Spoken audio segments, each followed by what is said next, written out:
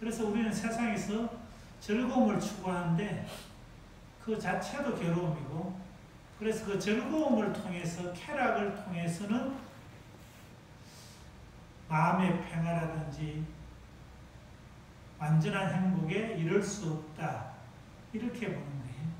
그래서 이제 완전한 행복을 찾아서 출가를 해서 시다르타가 크게 두 부류의 스승들로부터 배우거든요.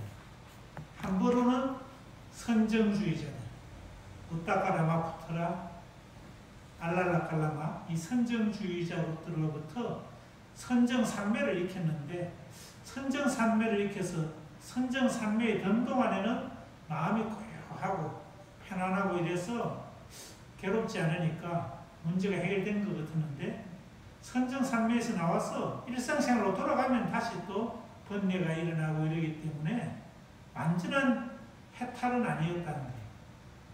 알랄라칼라마의 무소유처 산매나 우타카라마푸트라의 비비상처 산매를 정득해도 완전한 그런 번뇌 없는 해탈에는 이르지 못했다. 그래서 더 이상의 산매를 여쭈니까 그분들은 더 이상의 길은 알지 못하고, 그래서 이제 다음에 다른 수행법이 고행주의래. 이 고행주의는 쾌락과 반대되는 거예요. 세속의 삶이 이제 쾌락의 삶이었다면, 이 고행주의는 몸을 극도로 고행함을 통해서 이 영혼을 순수하게 해탈시켜서 괴로움에서 벗어나겠다는 그런 전반적인 그 인도의 그 당시 사문들의 수행에 따라서 시다르타도 6년 고행을 했어요. 그 고행의 내용을 보면은 가시덤불 위에서 잠을 자고 하루에 쌀 몇 점으로서 한 끼를 때우고 뭐 이렇게 해서 6년 고행을 해서, 고행하는 사람들 중에서 최고 최상의 고행까지도 시다르타가 해봤지만은 그 고행은 몸을 힘들게만 할 뿐 궁극의 해탈, 열반에는 이르지 못하는 길임을 자각하게 되고, 그래서 이 고행을 통해서도 해탈 열반에 이를 수 없겠구나 해서 이제 선정주의도 아니고 고행주의도 아닌 제3의 길을 찾아서 시다르타가 나서게 되는 거예요. 그래서 이제 고행주의를 버리게 되니까, 고행주의를 버린다는 것은 대표적인 게 목욕을 하면 안 돼요. 고행주의자들은 목욕을 하거든. 목욕을 하는 것은 몸을 기분 좋게 하는 일이니까 고행이 아니거든. 그래서 이 고행을 하던 전정각산에서 내려와서 그 전정각산 앞에 흐르는 강 이름이 네란자라강, 그 네란자라강에 이르러서 이제 목욕을 했는 거예요. 목욕을 하고 나니 했지만은 워낙 오래도록 음식을 적게 먹었기 때문에 기운이 없지. 그래서 강 언덕에 있을 때 그때 이제 그 겉에 옆을 지나가던 수자타라는 여인이 한문으로는 착할 선자 날생자에서 선생으로 번역해요. 수자타를 한문경전에서는 선생이라고 해요. 그래, 불교경전 중에 선생경이라고 있어요. 그게 수자타경이라 이런 의미지. 수자타가 이제 그 한 수행자를 보니까 수행자가 맑아 보이는데 기운이 없어 보여서 그 수행자를 위해서 우유죽을 쑤어서 수행자에게, 시다르타에게 우유죽을 대접하니까 시다르타가 그 우유죽을 먹고 기운을 차렸다, 이런 얘기예요. 기운을 차렸다. 그럼 이 수자타가 우유죽을 이제 대접을 하니까 기운은 차렸지만은 시다르타와 같이 고행을 하던 5명의 수행자가 있었거든요. 5명의 수행자가 있었는데 그 수행자들이 보기에는 시다르타가 뭐한 거예요? 고행을 버린 거예요. 목욕을 하고 그 다음에 유미죽을 먹고 이런 모습을 보면서 시다르타는 타락했다고 하면서 그 5명의 수행 도반들이 떠나야 시다르타 곁을 떠나게 되고, 이 수자타의 공양은 부처님 깨닫기 전에 성도전에 올린 최초의 공양이에요. 부처님 깨닫기 전에 올린 공양이니까 그 공양의功德이 굉장히 크겠죠. 크고, 그 다음 이제 최후 부처님이 80에 열반에 들 때 올린 공양이 최후의 공양인데, 그거는 이제 대장장이 춘다가 올린 거예요. 이 공양도 굉장히 공양의功德이 크다 할 수 있고, 그래서 이제 부처님이 살아 계실 때는 그 당시 사람들이 서가모니 부처님께 직접 공양을 올릴 수 있었는데, 부처님이 떠나시고 나면은 공양 올릴 길이 이제 부처님한테는 없잖아요. 그래서 이제 안 한다가 묻지요. 지금 여기 내용은 아닌데 수자타의 공양 얘기 나와서 이제 공양을 전반적으로 얘기를 드릴 것 같으면은 안 한다가 이제 물어. 부처님이 세상 떠나면은 우리는 누구에게 공양을 올려야 됩니까? 이래 물으니까 부처님께서 나에게 올리는, 이 열애에게 부처님께 올리는 공양과 같은功德이 4가지가 있느니라. 첫째는 굶주린 사람에게 먹을 것을 공양 올리는 것이다. 그러니까 이게 굶주린다는 거, 먹을 게 없다는 거는 제일 힘든 얘기지. 우리 사회가 지금은 뭐 먹을 게 없는 경우는 거의 없지만은 뭐 옛날에는 굶을 때가 많았으니까. 지금도 북한이라든지 아프리카에는 굶는 사람들이 많지. 그 사람들에게 먹을 걸 주는 거. 북한이나 아프리카에 굶는 사람에게 먹을 걸 주는 거. 지난 1호 회 때, 일요일 날 차로 회 때 얘기를 드렸나? 내가 아는 이제 신도님 중에 한 분에 요새 뭐 하고 지내요? 이러니까 기도는 열심히 하는데, 그분이 하는 얘기가 그 차로에 소개했지. 그분이 하는 얘기가 학교 선생님이라고. 1억을 좀 모아가지고, 전략에 모아가지고 전쟁 난민들을 위해서 그 유엔 그 단체 기부를 좀 하겠다는 원을 가지고 모으고 있다는 거예요. 그래, 아유, 진짜 기특하다 이런 생각이 들고, 그분이 그런 삶을 해온 사람이라서 내가 그렇게 또 하려고 하는구나. 본인은 이제 전략하고 검소의 사람. 그게 이제 이 열애의 가르침 중에 굶주리는 사람에게 먹을 것을 준다는 가르침에 입각하는 거지. 꼭 그런 맞는 금액이 아니라도 하더라도. 그러니까 전쟁 터진 데는 굶주리게 되겠지. 두 번째는 병든 사람을 돌보는 것이다. 병이 들어있을 때 돌봐주는 사람이 얼마나 고마운지 몰라요. 스님 병 들어있을 때 돌봐주면 얼마나 고마운지 몰라요. 병들어도 내가 움직일 정도 될 때는 관계없는데, 내가 움직이기 힘든 상황에 있을 때, 그럴 때 막 열어놓고 이럴 때 수건이라도 짜가지고 머리에 얹으시고 막 이런 그런 간병해주는 사람. 내가 그런 거 나도 수술 2번 해봤기 때문에 그럴 때 굉장히 고마움이 느끼지. 그때 실제 사람이 필요한 거잖아요. 그러니까 이게 부처님이 병든 사람에게 돌보는 것, 간병하는 것은 열애에게 하는 것과 같다. 세 번째, 가난하고 외로운 사람을 돌보는 것이다. 외로우면은 굉장히 그것도 힘든 거예요. 정신적으로 외롭고. 또 가난해도 힘든 거예요. 가난하고 외로운 사람을 돌보는 것이다. 요런 3가지의 내용은 예수님의 말씀도 같아요. 예수님도 이걸 얘기하지. 이 세상에서 가장 가난한 자에게 한 것이 곧 내게 한 것입니다. 이 세상에서 헐벗고 가장 가난한 자에게 한 게 그게 예수인 나에게 한 것이다. 그 마찬가지로 부처님께 올리는 공양과 같은 게 굶주린 사람에게 먹을 것을 주는 것이고, 병든 사람을 돌보는 것이고, 가난하고 외로운 보살피는 것입니다. 그리고 이제 여기서 하나 더 나간 거, 예수님은 언급이 없는 부분인데 부처님은 뭐냐? 청정하게 수행하는 수행자를 뒷바라지 하는 것이다. 청정하게 수행하는 수행자를 뒷바라지 하는 것이다. 그 네 가지가 열애에게 올리는 공양과 같은 공덕이 있다. 그리고 또 하나 더 말씀하세요. 그런데 공양 중에 최고의 공양은 뭐냐? 최고의 공양.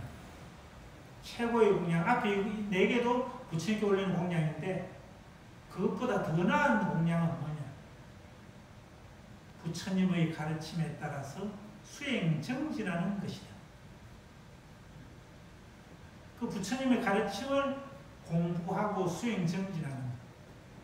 앞에 그 네 가지 공덕도 아주 큰 선행이기 때문에 좋은 가보를 받겠지만은 그러나 그것이 해탈열반의 길로 완전히 가는 게는 약간의 미진할 수 있기 때문에 해탈열반에 가는 것은 열애의 가르침에 따라 수행정진하는 것이다.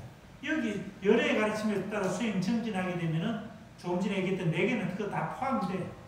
그 좋은 일을 하는 것 플러스 수행정진을 더 하는 거예요. 그것이야말로 최고의 공양이니라. 이렇게 얘기하는 거예요. 수작다의 공양 넘어가고 보리수 아래에서 이제 공양을 드시고 이제 기운을 차려서 인도는 덥기 때문에 이제 나무 밑에 가서 쉬거든. 맹상도 나무 밑에 가는데 그 나무 이름이 원래는 핏발라 나무예요. 핏발라라는 나무인데 핏발라 나무 밑에서 시타르타가 수행정진에서 깨달음을 얻었기 때문에 그래서 깨달음의 나무, 보리란 게 깨달음이잖아요. 그래서 보리수, 깨달음의 나무, 그리고 핏발라 나무가 보리수가 된 거예요. 만약에 소나무 밑에서 수행정진하다 깨달았으면 소나무가 보리수가 되는 거예요. 핏발라 나무가 보리수가 되었다. 그 보리수 아래에서 이제 앉으려고 보니까 나무 밑에 앉으려고 그럴 때도 약간 땅을 고르는 게 낫겠지. 고르려고 하고 있을 때 그때 그 옆을 지나가던 풀을 베던 소띠아를 한문으로 번역하면 길상이라고 번역해요. 길상. 소띠아가 소띠아한테 가지고 있는 꾸사풀을 받아서 풀을 이제 바다에 깔면 않기 좋잖아요. 꾸사풀이 길상초라. 소띠아가 길상이니까 길상초라기도 하고 꾸사풀을 깔고는 보리수나무 밑에 앉아서 수행에 들어가는 거지. 수행정진을 합니다. 이때 이제 수행정진하는 내용은 시타르타 12살 때 카필라 성의 그 농업국가인 자기 고국의 카필라 성에 보면은 농경제가 열린다 그랬어요. 그리고 그 농경제 갔을 때 이제 농부의 햇볕에 끌린 그런 비참한 모습, 그 다음에 소가 기진맥진하는 모습, 그리고 소가 논을 가니까 거기에서 나온 지렁이를 보고 하늘에 있는 새가 탁 날아와서 낚아채가는 모습, 그런 모습을 보면서 저 농부의 희생의 왕족들은 이렇게 편하게 살고 있구나. 또 중생은 살기 위해서 저렇게 다른 생명을 빼앗아야 되는구나. 이런 거에 대한 생각이 깊어져서 농경제에서 물러나갖고 조용히 나무 밑에, 그때 나무는 잠부나무예요. 그 잠부나무 밑에서 선정에 들었었어요. 그때 그 선정은 출가해서 알랄라깔라마 오타카라마푸트라한테 배운 선정의 방법이 아니고 자기 스스로 저절로 되었던 선정이에요. 그런 어떤 전생의 인연이 있으신지, 그래서 그때 했던 선정의 기억을 떠올리면서 보리수 아래에서 이제 선정에 들기 시작한 거예요. 선정에 들고 이러니까 그때 하늘나라에서 하늘이 흔들렸다는 게, 천궁이 흔들렸다는 게, 천궁이 흔들려서 이 타와 자제천에 있는 마왕, 마왕 빠삐요. 파순이라고도 번역해요. 중국말로는 파순. 원래 이름은 빠삐요. 여기서는 100페이지 마라의 유혹과 이해에 해놨어요. 마라의 유혹과 이해. 이 마락하는 분, 마왕이라 해도 되고, 파순, 마왕 파순, 마왕 빠삐요. 그런데 우리가 이제 이 마왕이라면은 악마 이런 것처럼 악한 걸로 생각하면 안 되고, 여기서 이 파수는 악하다 이런 개념이 아니고, 파순이 있는, 마왕이 있는 그 천궁이 어디냐 하면은 타화자재천궁이래. 타화자재천궁은 어디에 있냐면은 우리가 불교에서 천상을 얘기할 때 우리는 인간계고, 인간계 이외에 천상인데, 천상은 욕계의, 욕심의 세계의 천상이 6개가 있고, 색계의 천상이 18개가 있고, 무색계의 천상이 4개 있다고 했어요. 그래서 천상이 28개네. 그 중에 욕심의 세계, 욕계, 인간보다는 욕심이 덜하지만은 욕심이 있는 천신들이 사는 천상이 6개가 있는데, 밑으로부터 얘기하면은 사왕천, 수미산 중턱에 있다 그랬죠. 수미산 정상에는 도리천, 야마천, 도솔천, 화락천, 타화자재천. 그러니까 욕계의 제일 위에 있는 천상이 타화자재천이라. 그 천상의 왕이 마왕이다. 그럼 이게 나쁘다 이런 의미를 가진 게 아니에요. 욕심세계의 왕이라 이런 얘기다. 욕심세계. 우리도 욕계니까 인간계도 욕심세계다. 그러니까 우리는 기본적으로 마왕의 근속이라 볼 수 있는 게. 그러니까 이 마왕은 뭐 악마이래서 아주 나쁜 그런 의미로서 이해하면 안 돼요. 그럼 이 마왕이 이제 유혹하고 이해를 한다. 이 시타르타가 깨닫기 위해서 수행정진하는데 왜 마왕이 유혹하고 이해를 하느냐. 시타르타가 지금 추구하는 것은 뭐냐면은, 시타르타가 추구하는 것은 이 욕망의 세계를 벗어나가는 거예요. 시타르타는. 욕망을 따라가는 삶을 사는 것은, 그건 즐거움을 추구하는 것은, 그것은 쾌락주의의 길이고, 그 반대되는 거, 욕망을 추구하는 게 아니고 욕망을 억압하는 거. 욕망을 억압하는 거는 그건 고행주의의 길이에요. 자고 싶은데 안 자고, 먹고 싶은데 안 먹고, 편안한데 있고 싶은데 편안하지 않은 곳에 있고, 이렇게 욕망을 억압하는 거. 그러니까 욕망을 추구하는 거는 쾌락주의고, 욕망을 억압하는 거는 고행주의예요. 이 둘 다 욕망의 작용과 반작용이에요. 하나는 욕망을 추구하고 하나는 욕망을 눌렀을 뿐이에요. 근데 이 시타르타는 이 욕망으로부터 자유롭고자 하는 길을 가라는 거예요.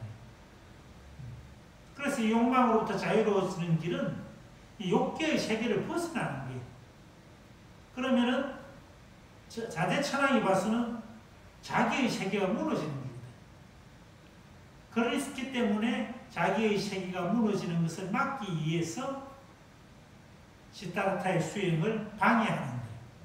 그래서 이제 유혹하고 이입하는 거예요. 그럼 방해하는데 이제 3가지가 나오지, 방법이. 첫째, 뭐 썼냐? 제일 처음에 쓴 게 시타르타가 남자의 몸이기 때문에 미인계를 쓴 거예요. 하늘의 천녀, 마라의 천녀 서희가 내려와서 태자여, 당신 젊고 이래 봄날 이리 봄에 햇살도 따뜻하고 이렇게 좋은 날씨에 우리랑 같이 놀자. 뭐 한다고 그렇게 고생하느냐. 깨달음이라는 거는 이 세상 그 어느 누구도 깨달음을 성취한 사람이 없다. 그러니까 깨달음이란 말만 있지 깨달음이란 성취한 사람이 없기 때문에 깨달을 수도 없는데, 뭐 때문에 젊은 시절을 허비하느냐. 우리랑 같이 놀자 이런 거예요. 그랬는데 이 시타르타는 안 넘어갔지. 스님한테 왔으면 스님은 좀 어떻게 여러분 어떻게 생각해요? 예? 솔직히 얘기해봐. 솔직히. 천녀가 서에 와서 욕했어. 뭐 그렇게 해. 생각에 나는 넘어가. 순간만 참으면 안 됩니까? 그렇지. 순간만 참으면 되지. 순간만 참으면 되는데 이거는 순간만 참아서 지금 모면에서 넘어가게 해주는 게 아니고 계속 공부하면 계속 욕을 하는 거예요. 그걸 완전히 못하게 막으려는 건데 조선시대에 황진이가 당대의 고승인 지족선사의 방에 쏙 들어갔잖아. 잠자리에 쏙 들어가가지고 내려오는 얘기로는 지족스님이 이겨내지 못하고 넘어갔다 그러지. 지족선사도 넘어갔는데 스님도 이불 속으로 들어오면은 넘어갈 수 있겠지. 그런 상황을 인기래. 이런 거는 지금 저 빼야 된다, 그지? 괜찮습니다. 아주 인간적이고 좋습니다. 그래서 이게 그런 거 하게 되면은 이게 못하는 하게 그런 거예요. 좋은데요. 빼야 되는 거예요. 좋은데 올리면 안 돼. 올리면 안 돼요. 편집해야 편집이요. 그 지족선사도 그렇게 유혹에 넘어갔는데 부처님은 안 넘어갔어요. 부처님의 관점은 뭐냐면 천녀긴 하지만은 그 이성을 보는 관점이 이성을 보는 관점이 그천 비단 항아리처럼 채색한 것처럼 여러분들이 화장하면 예쁘잖아요. 그런데 몸속에는 똥이 있단 말이에요. 그러니까 똥 항아리로 생각해. 똥 항아리야. 똥 항아리라서 그 똥이 코로도 나오고 입으로도 나오고 항문으로도 나온다는 게 새 나온다는 게 네 뭐 예쁘다 이런 관점이다. 네가 뭐 예쁜 네 똥덩어리인데 이래서 이제 금만 봐서 그게 끌려가는 게 아니고 딱 내용까지 다 생각해 똥덩어리다 이렇기 때문에 쳐낼 수 있는 거지. 그래서 이제 천녀들이 유혹이 실패했어요. 돌아가서 마왕한테 아이고 시타르타 유혹이었고 안 되겠습니다. 이래 된 거예요. 그러면 두 번째로 뭐 하냐? 생명을 위해 파는 걸 하는 거예요. 군대를 보내. 그래서 다른 경전 속에도 보면은 하늘에 군대가 와서 하살을 쏴요. 하살을 쏘면은 하살이 날아오다가 시타르타 근처에 도착하면은 하살이 꽃잎으로 변해서 떨어진다는 거예요. 꽃잎으로. 이렇게 이제 묘사는 했는데 이것은 와서 속삭였겠지. 너 이래 수행하다 죽는다. 이래 수행하다 죽는다. 그러니까 수행 그치고 같이 놀자 이라는 거예요. 만약에 스님이 우리 영광사를 좀 더 발전시키기 위해서 신도들한테 내가 100일간 하루에 10,000배씩 절을 하겠습니다. 하루에 10,000배 절을 하려면 하루 한 2시간 정도 자야 돼. 그래서 22시간을 계속 절해야 돼. 그럼 10,000배를 할 수가 있어요. 근데 하루도 10,000배 한번 하다가 하루도 하는 사람 거의 잘 없지. 못하지 않아요. 근데 하는 분이 있어. 그렇게 한 분이. 그러니까 100일을 내가 10,000배를 한다. 이래 놓으면은 한 30일만 지나면은 대구 시내 소문날 거예요. 원강 스님이 지금 100일 10,000배 기도를 하는데 지금 30일 지났다 이러면서 막 유튜브에 흘리고 이러면은 그럼 막 사람들이 막 오겠지. 그렇게 이 시타르타가 지금 정진하는데 하늘에 와서 속삭여. 시타르타 이래 정진하다가 100일 되기 전에 너 죽어. 그러니까 나한테 와가지고 우리 신도님 중에 한 사람이 막 그러면 살도 빠지고 이럴 테니까 올라가고 보고는 스님이 막 힘들어하는 거 보고 아유 스님 이러다가 100일 하다가 스님 죽겠어요. 스님 100일까지 하다가 뭔 살에 죽어요. 이 칼 보면은 100일 탁 두고 있다가 그래 막 보살 말이 맞아. 이거 하다 내가 죽겠어. 그만하지 뭐. 보살님 극하고 하는데 신도들도 걱정하는데 내가 그만할게. 그래 이제 수행 그만두는 거예요. 근데 얘는 지금 뭐다? 생명의 이익을 느끼는데도 죽어도 나는 하겠다 이런 거예요. 죽어도. 그래 생명의 이익에서 굴복하지 않는 거예요. 이런 게 이제 장구의 이런 수행 정지. 그러니까 이런 정도로 도를 이루기 위해서 옛날에 큰 스님들은 목숨 내놓고 하는 수행 정진하는 수행자들이 있어요. 실패하면 내가 죽더라도 한다는 거예요. 그럼 이럴 때 이제 이게 군대의 이입이 안 먹게 되는 거지. 그래서 이제 군대에 생명을 담보로 한 게 안 되니까 세 번째 이제 뭐 하냐. 다시 한 번 더 욕망을 부추겨봐. 타와 자재 천왕이 와서 인간 세계의 왕이 아니고 이 자재천이라는 거는 자유자재, 자재라는 게 자유자재거든. 자유자재로 할 수 있는 게 자재천왕이다. 자기 뜻대로 다 이루어지는 거야. 우리 뜻대로 다 이루어지기를 하는데 이거는 뜻대로 다 이루어져. 이 앞에 한금이 산처럼 쌓이라 이러면 한금이 산처럼 대면 쌓여. 이런 자재천왕의 자리를 시다르타한테 주겠다는 거예요. 최고의 욕망의 자리를 다 주겠다고 이제 얘기를 한 거예요. 그런 수행을 거치라. 그랬는데 시다르타는 뭐라고 얘기를 했냐 하면은 내가 좋아하는 구절인데 이제 시다르타가 이렇게 유혹할 때 하는 얘기가 나는 바라는 바가 없습니다. 이렇게 얘기해요. 나는 원하는 바가 없습니다. 그러니까 뭐 바라는 게 있어야 이게 유혹에 넘어가는 거다. 바라는 거가 없다는데 자재천왕짜리 준다는데 바라는 바가 없습니다. 그래 그러고 싶어요.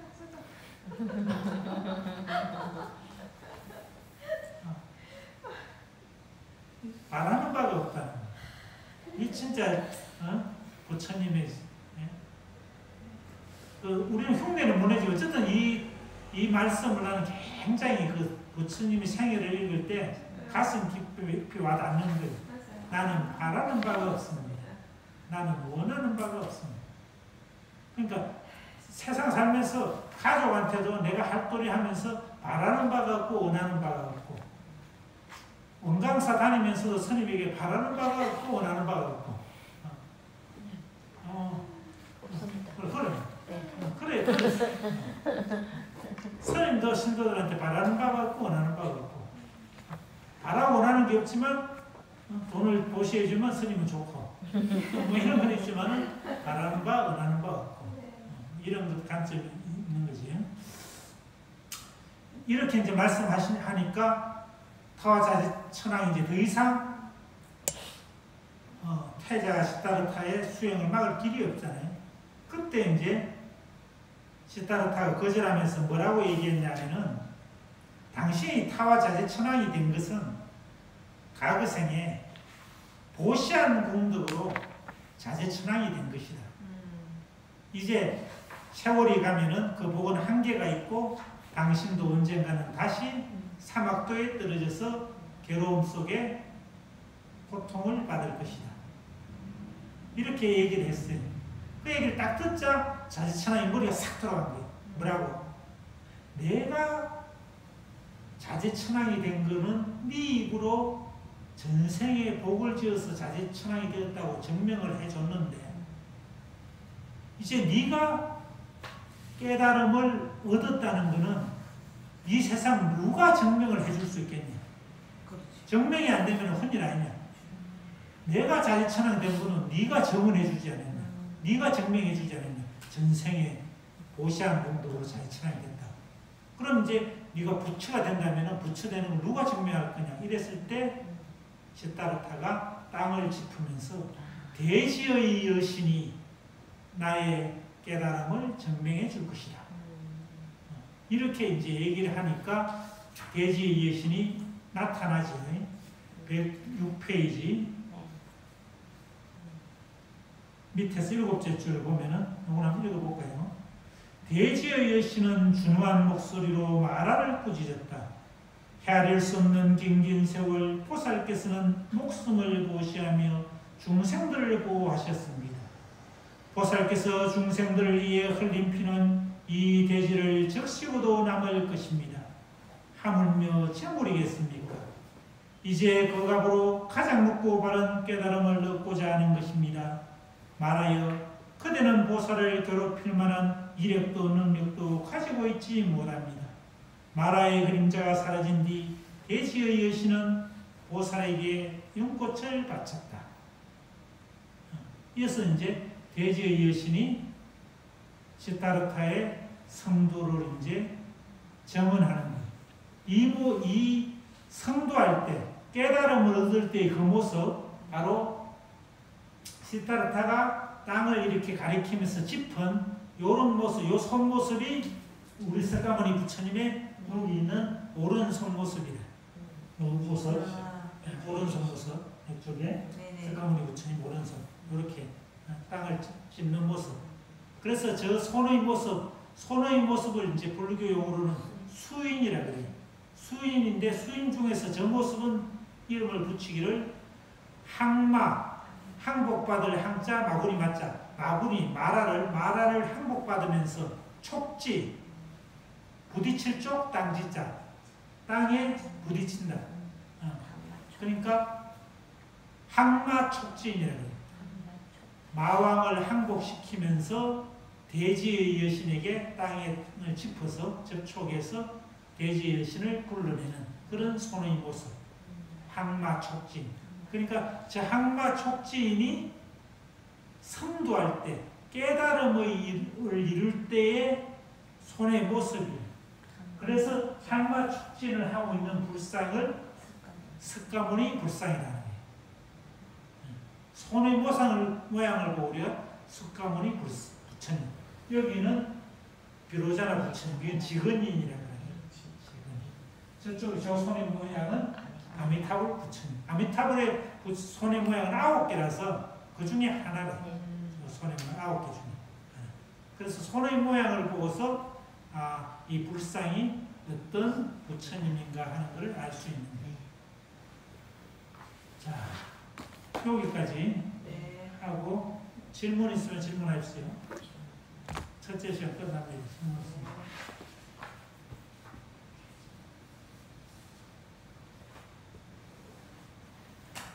질문 없어요? 한 5분 쉬겠습니다. 네. 자,